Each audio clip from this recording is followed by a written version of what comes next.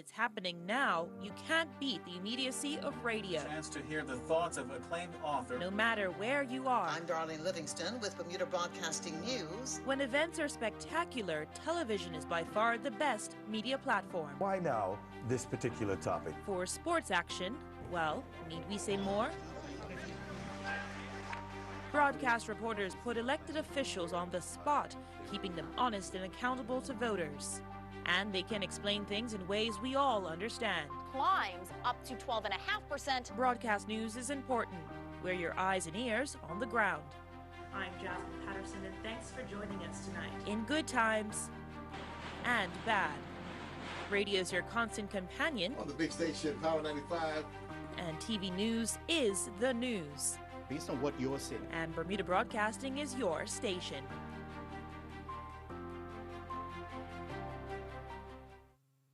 Season's greetings from the Bermuda Public Service Union. The Executive, General Counsel, and Secretariat wish you a happy holiday and peaceful and prosperous New Year.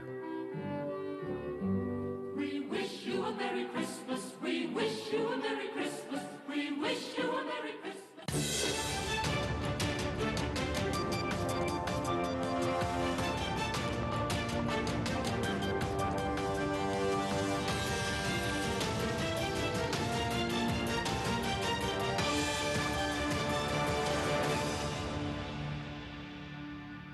You're watching Bermuda Tonight. It's Monday, December 31st, 2018. Happy New Year's Eve, everyone. I'm Diane Brewer, and thank you for joining us. Topping our news, a search continues for those suspected of gunning down 30-year-old Renico Burchell early Saturday morning. Mr. Burchell was pronounced dead yesterday afternoon after succumbing to his wounds in the hospital. The shooting happened outside the St. David's Cricket Club, and Jasmine Patterson brings us the latest details. What was supposed to be a night of festivities at the St. David's Cricket Club for their annual Christmas party turned bloody when a gunman opened fire, fatally wounding 30-year-old Renico Burchell. The suspect left on foot, and it is believed that he ran towards the general area of Cashew City of St. David's. First aid measures were commenced on the victim at the scene, and an ambulance attended and transported Mr. Burchell to King Edward Memorial Hospital, where he was later pronounced dead at 4 p.m. Sunday, the 30th of December. Police so far have arrested one suspect in St. David's yesterday at 4:20 p.m. It's unknown whether the man is known to police. A 31-year-old man has been taken into police custody in connection with this murder investigation. To date, a number of patrons who were at the establishment that morning have been interviewed. However, we would like to speak with any persons who were at the club during the incident. We are equally interested in communicating with individuals who may have seen or heard anyone acting suspiciously in the Cashew City Road area. There is also a specific interest in a car that drove along that same Cashew City Road immediately after the incident. It was confirmed by police that the murder was gang-related. The victim, Renico Burchell, was acquitted of murder and attempted murder charges in 2011 and 2013. Mr. Burchell was one of 3 people charged with killing Shane Miners, who was shot dead in December 2009, and also charged with attempted murder, which happened in 2012. However, he was cleared of any wrongdoing. During the trial, he was linked to the Parkside and Middletown gangs. And police are urgently appealing now for anyone with information about events leading up to Mr. Burchell's death to come forward. We recognize that there are people in our communities who may be somewhat intimidated initially to come forward with information that may assist the police. Those persons might have heard information at different social events or clubs or churches, or have friends that they've overheard talking about the event. We are aware that at the time of this incident, at the party at St. David's Cricket Club, there were well over 100 persons in attendance. And we believe that there are many of our members of our community that have information about that. This incident marks the 3rd gun murder of 2018, but the police assure the public that progress is being made to remove guns off the street.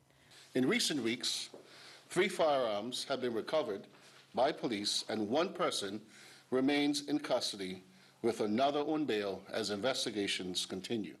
Following the murder, Minister of National Security Wayne Kane said in a release, this heinous act has put a blight on what was otherwise a peaceful Yuletide season, and went on to reassure the public that those responsible will be brought to justice. Police also confirmed there will be an increased police presence ahead of tonight's New Year's Eve celebrations to allay any fears of a reprisal for the death of Mr. Burchell. Jasmine Patterson reporting for Bermuda Broadcasting News. And as police investigate the weekend's murder of Renico Burchell, the police commissioner Stephen Corbishley warned today that the public can expect a higher police presence over the holiday. Over the next few days, the public can expect to see heightened levels of police activity, more police officers visible on the streets assisting the community. And there may be some inconvenience as officers engage the public as we stop people, perhaps ask some questions and make sure that people are safe. There is a person of interest that the police are looking for in addition to the male that's currently in custody. He is aware that we are searching for him, as is his family and his friends. And I urge him to turn himself in, to come to us and answer questions, and also for us to ensure his personal safety.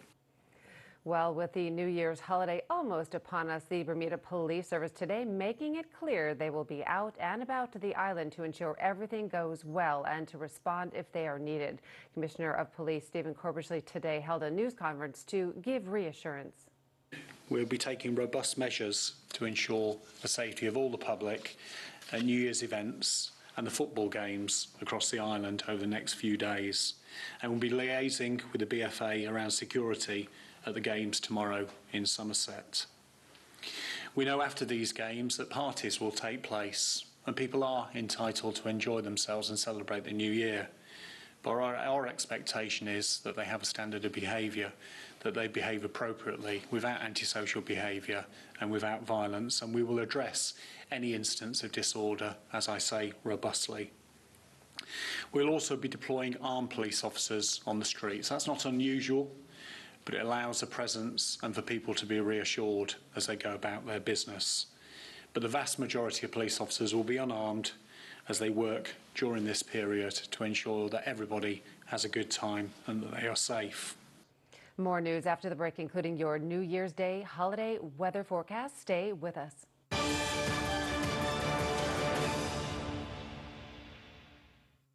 Getting ready for Christmas is all about the finishing touches. The icing on the cake. The table neatly set. Decorations specially placed. And gifts thoughtfully wrapped. All to share with those we love. In special moments as simple as this. Merry Christmas. And a Happy New Year. Colonial, where people come first. From the very beginning, it was always our singular focus to do whatever it takes, use every possible resource to fight cancer, and never lose sight of the patients we're fighting for.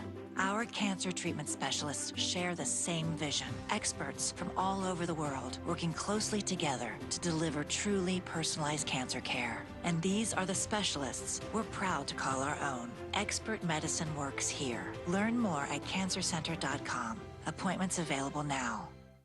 Surface Terms has been serving Bermuda for over 25 years, supplying and installing tile and natural stone. We have a large in-stock selection of beautiful porcelain wood planking, including our exclusive Bermuda cedar tile. You will also find Bermuda's best in-stock selection of countertops, including natural granites, exotic quartzites, and silestone engineered quartz in all the newest colors. Our team will be happy to help you. Stop by our showroom at 17 Serpentine Road or give us a call at 295-8005.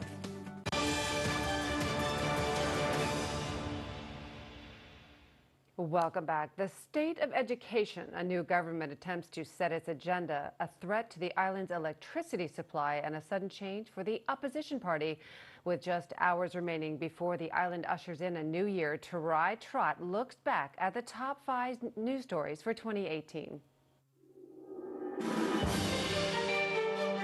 With the clocks poised to strike out 2018, looking back, the year will be mostly remembered for its drama, workers standing their ground, and high-profile verdicts from the courts. 1, The first significant story of 2018 came about on June 6 when former Chief Justice Ian Cawley overturned parts of the controversial Domestic Partnership Act that restricted marriage between a man and a woman. The judge's shock ruling found the law, promised by the ruling Progressive Labor Party, had violated the Bermuda Constitution, which protects the right to freedom of conscience and outlaws discrimination on the basis of creed. The Chief Justice's decision came just 5 days after the legislation became active. You cannot reflect upon 2018 without considering its various political events, especially the sudden change in leadership of the fledgling opposition One Bermuda Alliance, which was struggling to find its voice in the aftermath of its crushing election defeat in 2017. A leadership challenge took place in September when then OBA leader Jean Atherton, in the position for just 9 months, was forced to resign after 8 of her own MPs rebelled against her, unhappy over the direction of the party and her leadership style, which some described as moderate. Weeks later, on September 24th, Craig Cannoneer, the former premier in the OBA government, emerged once more as the leader of the OBA, this time as opposition leader. Critics said he could not be effective due to his resignation as premier and the Jetgate scandal that has acted as a cloud above him ever since. Mr. Cannoneer, during his swearing-in ceremony at Government House, acknowledged the Jetgate history and pledged to clear the air over it. 3. The island's sole electricity provider, Belco, once seen as a company with a close connection to its employees, found itself plunged into chaos when unionized workers went on strike on October 19th, placing the island's electricity supply in peril. Workers were appalled by the company's decision to make key employees and managers redundant, including long-term Chief Operating Officer Denton Williams, who resigned. The electrical union, the ESTU, claimed the company had let go 20 qualified Bermudians over the past 3 years and heavily criticized the management style of CEO Sean Durfee and the board. A day after striking, the Supreme Court, at the company's request, ordered the workers back on the job, an order that was ignored. It took the Bermuda government, under the leadership of Premier David Burt, to step in and mediate the crisis in favor of keeping the lights on. 4. And speaking about Premier David Burt, he single-handedly shook up the island's political landscape when, in November, he announced he was making changes to his cabinet. His cabinet shuffle, 15 months after leading his Progressive Labor Party to victory, saw the entry to the cabinet of PLP backbencher Curtis Dickinson, who was well regarded in the world of finance. The shuffle, however, also raised eyebrows when Mr. Burt bumped then Tourism and Economic Development Minister Jamal Simmons to the role of Minister without Portfolio, and removed senior PLP figure Walton Brown Jr. from the Ministry of Home Affairs, curtailing him to the Minister of the Cabinet Office. The opposition OBA went on to cry foul, pointing out the new cabinet would result in an increased cost to the taxpayer of 20%, while the Premier insisted the changes would bring about greater efficiency that reflects necessary priorities. And you can't close the chapter on 2018 without talking about the state of the island's public education system. Teachers made the news repeatedly during the year, complaining about crumbling infrastructure, a lack of key staff, appalling behavior by troubled students, and a new grading system too complicated to touch. The crisis was escalated on December 6 when the Bermuda Union of Teachers, frustrated with the responses from the government, led a mass sick-out that sent children home. Acknowledging the action, Education Minister Diallo Rebane pledged to work closely with educators, but pointing out that his government inherited a school system that saw moldy schools, slashed budgets, fewer resources for teachers, and a crumbling infrastructure. The sick-out action by teachers island-wide lasted for 1 day. And that's the top 5 stories of 2018. I'm Tarai Trott, wishing you a happy 2019.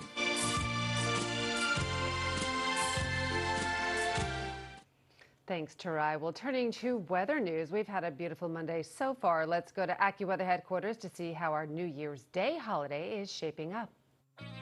AccuWeather is presented by BF&M Insurance Group. We now go to AccuWeather headquarters. This AccuWeather forecast is brought to us by our friends at the BF&M Insurance Group as we count it down to 2019. New Year's Eve is here. Happy New Year to you. We do have a little bit of a quieter weather pattern for us tonight into early tomorrow. So we look good for New Year's Day. Hopefully you can celebrate and the weather should not slow you down. If there were a network of radar sites across the ocean, this is what it might look like. Really, we're using satellite and satellite technology to estimate the rainfall. And you can see that we're not dealing with any rain around our area, and we expect to be dry again tomorrow. 66 degrees is where we stand. We look good across the island. Humidity is in the low to mid 70s when it comes to the percent. We have a light breeze from the north at 5 to 10 knots, water temp around 69 degrees, and we do have waves on the inside of 1 to 2 feet, 3 to 5 foot waves on the outside. So it's still a little bit choppy out there. Early this evening, there's a small craft warning. That will end for the latter part of the night and early parts of New Year's Day, and then the New Year's first small craft warning will begin on Tuesday afternoon as the waves pick back up in advance of the next system. The final low tide of the year, 10:24 tonight. First high tide of 2019 will be early in the morning at 4:55 on New Year's Day. Midday low tide, then a late afternoon high tide. So that's what we're up against. Again, choppy now. Better boating weather tomorrow morning, and then the waves get choppy once again later tomorrow. Partly cloudy, 62 for your low tonight, and a delightful start to the new year with a mix of sunshine and some clouds and 71 degrees. So we're starting 2019 on the right foot from a weather standpoint. High pressure is off to our north. We have a little bit of fairly weak flow from the north-northeast into the overnight hours. The winds will change direction as high pressure moves to our east, and we will be getting ready for the impact of this next storm system. New Year's Day is still dry, but tomorrow evening and tomorrow night, if you travel a few hundred miles to the north and northwest, you'll see a stripe of showers. The winds are converging there. That's a front, and that will impact us into Wednesday. By the way, into the Caribbean, great day in Jamaica. 86, more sun than clouds. We have some showers and thunderstorms at times into Barbados, Trinidad, and Tobago. Very strong trade winds lately for the Windward Islands, by the way. As we look at the travel forecast, first day of the new year, seasonably chilly in Toronto. Very mild for the eastern edge of North America. So New York City, Boston, very mild out there. In fact, Atlanta is going to begin to cool down a little bit before some other areas farther northeast. Miami will have some scattered showers, and in London, it's a mild start to 2019, 51 degrees there. The extended forecast locally, again, tomorrow we're dry. You might remember on that Futurecast, we showed you that stripe of showers well off to the north tomorrow night. That rolls in on Wednesday. That's our best chance of rain. And then Thursday into Friday, the tail of that front's going to stall nearby. So most of the time will be dry, but we can't guarantee 100% dry weather. There may be a stray sprinkle or two that lingers into Thursday, possibly even Friday. Temperatures don't chill down too much, though, low 70s. Happy New Year. Back to you. AccuWeather was presented by BF&M Insurance Group.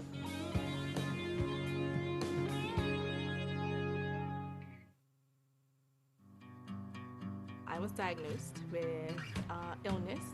Very frightening because my son had just turned 1 and it was a cancer. So I'm young, new baby, and I needed to get the care that I knew would be definitive so that I wanted to be around for him for a very long time. I got in contact with BF&M, and BF&M was able to commit at that time to doing at least 50%, so we were comfortable, okay, well, we're gonna go. We got off the plane, actually, the day of the procedure, and on my way to the limo, my case manager called and she says, Kiana, we got it, you're covered at 100%. And I cried all the way to the office because I was just so happy. The BF&M difference is that I really felt that the case manager really was concerned about my overall care, and because of that I really appreciated them. I think that personal care, that willingness to listen, and then to work until they were able to get it so that I could get full coverage really made the difference for me.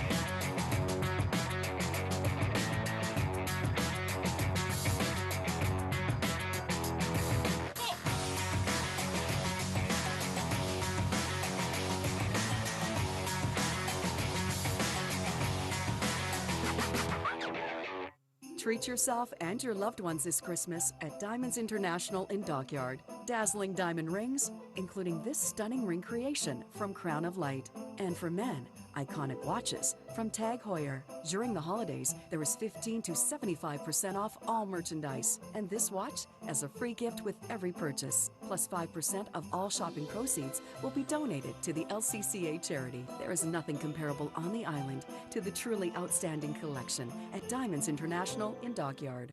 who will represent the National Football League, AFC, and NFC respective conferences. The 53rd edition of the Super Bowl will be played right here on CBS Network, home of ZBM TV9 on February the 3rd, 2019. Be a part of the most exciting and thrilling game played around the world during the month of February. ZBM will bring you exclusive live coverage from Mercedes-Benz Stadium in Atlanta, Georgia, beginning at 12:30 p.m. For more information on sponsorship, email sales@bbc.bm or call 295-2828 and ask for our sales department.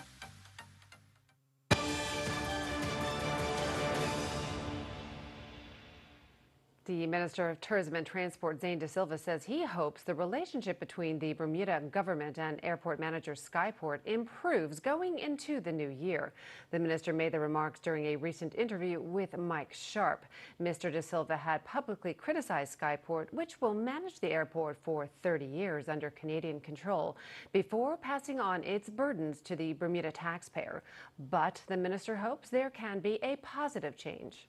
I'm hoping that the relationship between Skyport and the Bermuda government is going to be a smooth one going forward. I'm a new minister. I may have some different views, but Skyport certainly have to play their part. You know, the people of Bermuda have lost the airport per se for 30 years, so it's going to be in the control and hands of someone else. And I think that it's only right that the principals that are going to be running the airport play their part.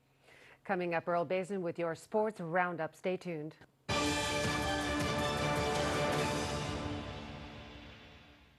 At Argus, our interest is you. Each of you. Around here, we know that when two people seem the same, they can have very different insurance needs. For their health, home, work, and future. Which is why we take the time to get to know you as an individual, so we can provide insurance coverage that fits your life. Because after all, our interest is you. The year-end clearance sale is now on at Bermuda Motors. Cargo ships bringing our 2019 models will be arriving soon. To make room, we're offering the lowest prices of the year on these models. Ford Figo, our hatchback with cutting-edge technology. Ford EcoSport, big on comfort, safety, and power. Toyota Avenza, the perfect balance of style and function. Toyota Prius C, our fuel-efficient 5-door hybrid. So hurry, prices are available until the end of the year or while our inventory lasts at Bermuda Motors.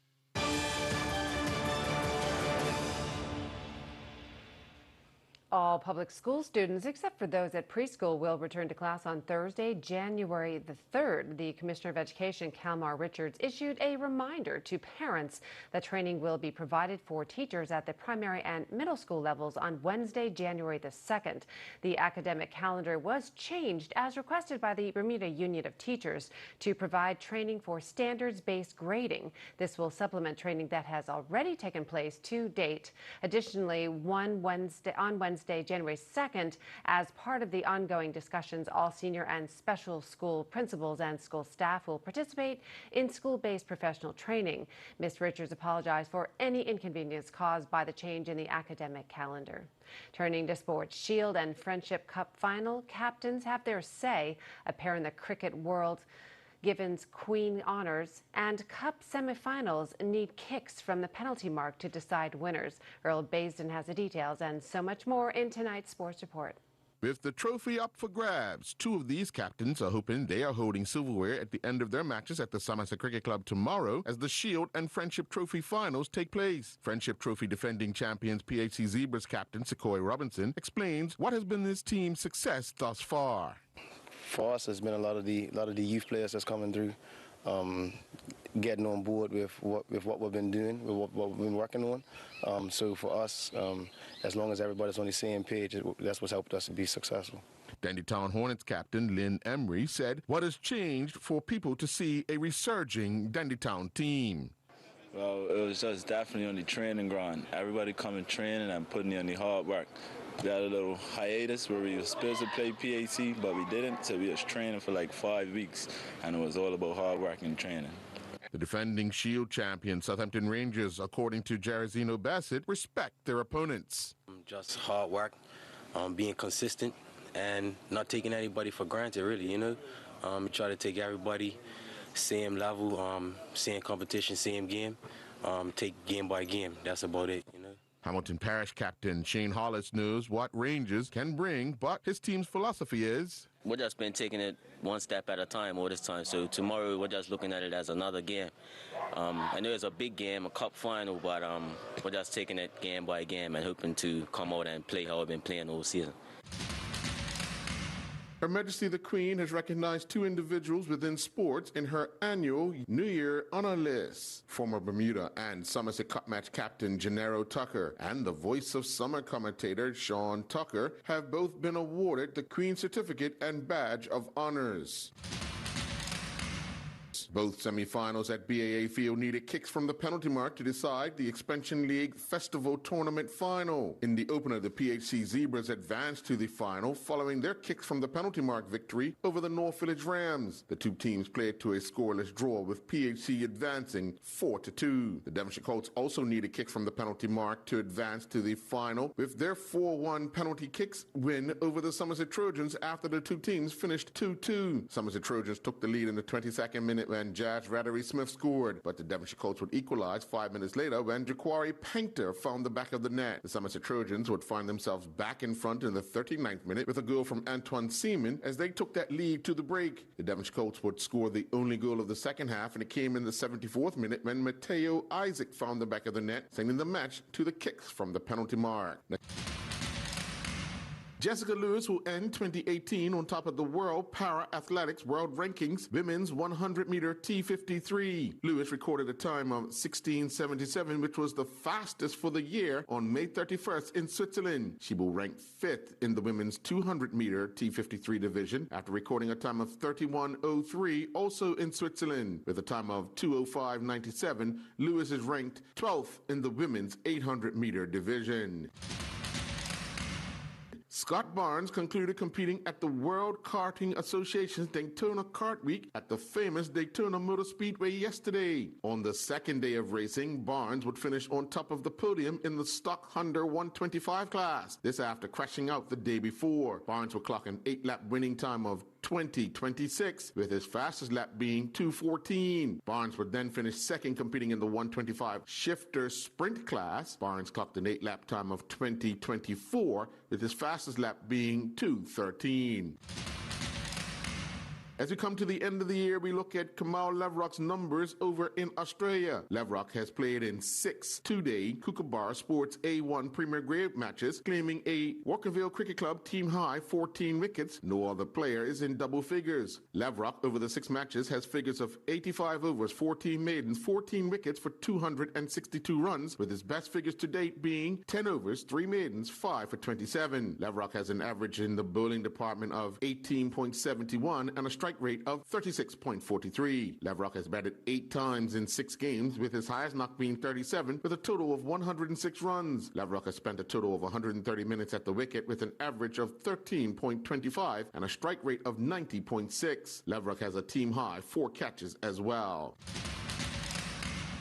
Elijah Daly is following in the footsteps of his sister as he took to the pool to compete in the Trillium Cup short course swim meet. Daly competed in 7 finals, won 6 gold medals, and he broke 3 Bermuda age group records. Competing in the 12-year-old age group, Daly would win the 400-meter freestyle, touching the water in a time of 4:44.91. Daly's first record-breaking performance came during the 800-meter freestyle final, which saw him finish 4th in a time of 9:45.54, which broke Brian Desmond's time of 10:05.91, set back on January 30th, 2016, during the best of the best first meet at the Bassa Pool. Daly would take more than 7 seconds off the 200-meter backstroke record when he clocked a winning time of 2:25.28. Jack Harvey was the previous record holder with a time of 2:32.50, set back on March 12th, 2016, during the Schroeder's Age Group Championships. Daly would also win the 100-meter breaststroke, touching the water in a time of 1:16.26. With a time of 2:46.70, Daly would also win the 200-meter breaststroke stroke. Daly's final record-breaking performance would come during the 200-meter individual medley, clocking a winning time of 2:45.59, breaking Sam Williamson's time of 2:29.80 set back on April 13, 2017, during the best of the best second meet at the Bassa Pool. Daly's final gold medal came during the 400-meter individual medley, touching the wall in a time of 5:15.77. I'm Earl Baisden with Bermuda Broadcasting Sports. Thanks, Earl. That's our newscast for tonight and for the year. I'm Diane Brewer, and on behalf of everyone here at the Bermuda Broadcasting Company, we wish good health, happiness, and success for 2019. And we'd also like to take this opportunity to let you know how very much we appreciate you all. Happy New Year. Very best wishes. Good night.